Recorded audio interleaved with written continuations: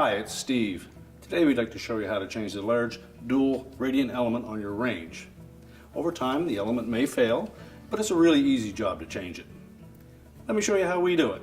Now before we begin this repair, the first thing we'll need to do is to disconnect power to the range. And once we've done that, to change the element we need to lift the main top.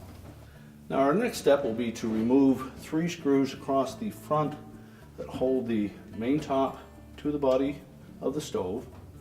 And to replace the element, we're going to lift that top up and support it in place.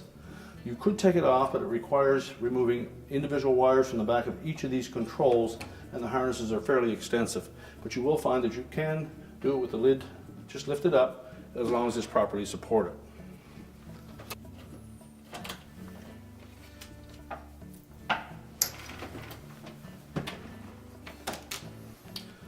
Now we can just lift straight up on that top. Now with the main top raised and properly supported or securely supported, our next step will be to remove the individual wires from the terminals on the element. Just take note of the location. And if you have a digital camera or smartphone, it's a perfect opportunity to utilize that and take a photograph of it. Remove each of the terminals. If any are corroded or arced, you'll want to replace them.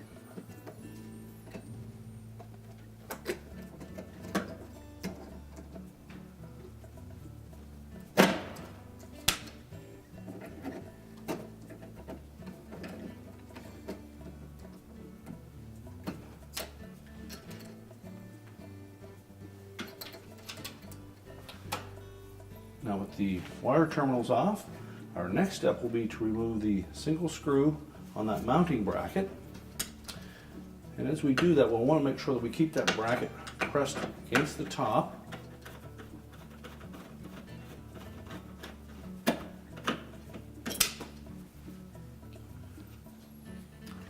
Then we'll carefully lift that away. And you'll see the little mounting tabs that are attached to the element. We'll need to fit those through the little slotted opening. You may need your needle nose pliers, just squeeze those a bit. We want to make sure that we support both the bracket and the element as we remove that.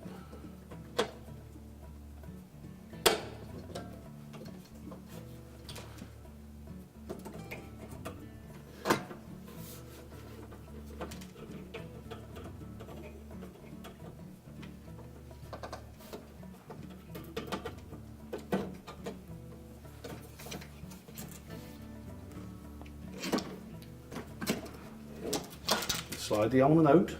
So we'll just temporarily put that screw back in.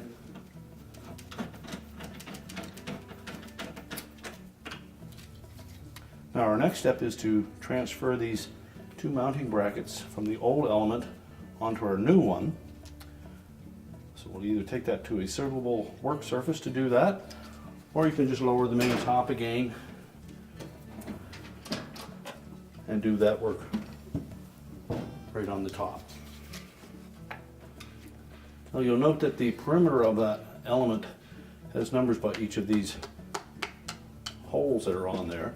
That'll help us line up the 2 brackets properly on the new element. So just remove the phillips screw.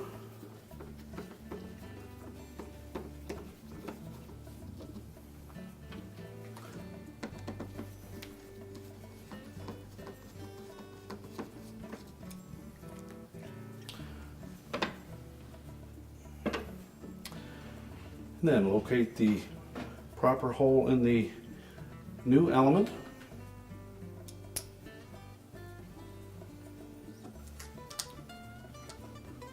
Make sure the bracket is straight, and then tighten the screw.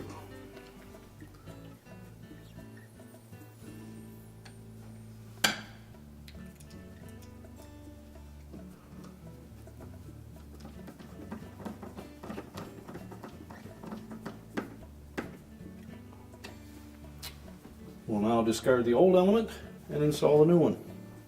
Again, we'll raise that main top, support it securely, So now in preparation for putting the new element in, we'll first remove that mounting screw.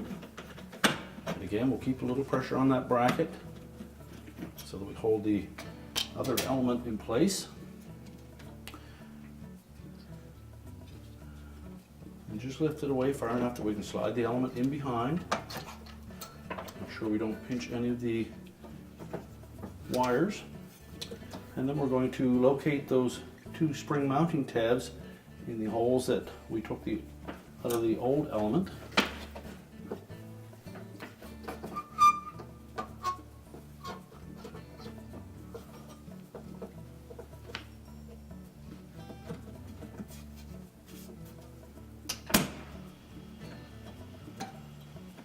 So just press that mounting bracket onto the element. Now we'll hold it snug. And line up the hole for the mounting screw.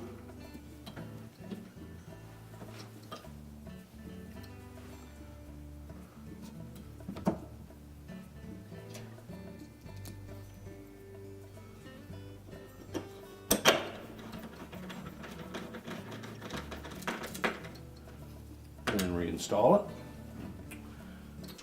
Next, we'll reconnect all of the wires to the terminals on the new element. And if any feel a little bit loose, just take your needle nose pliers and get a little crimp. You need to make sure that they're tight.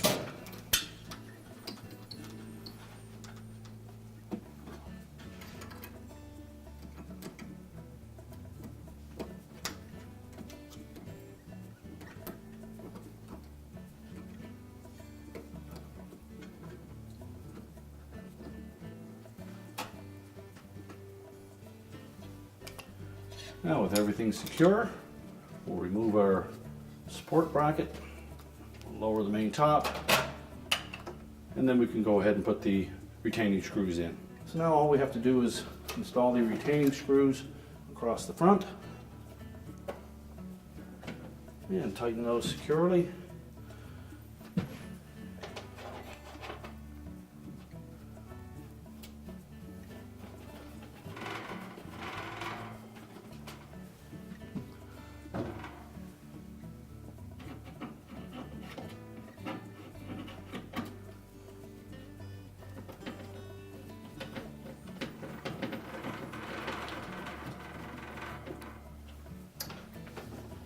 We're now ready to reconnect the power, and our repair is complete.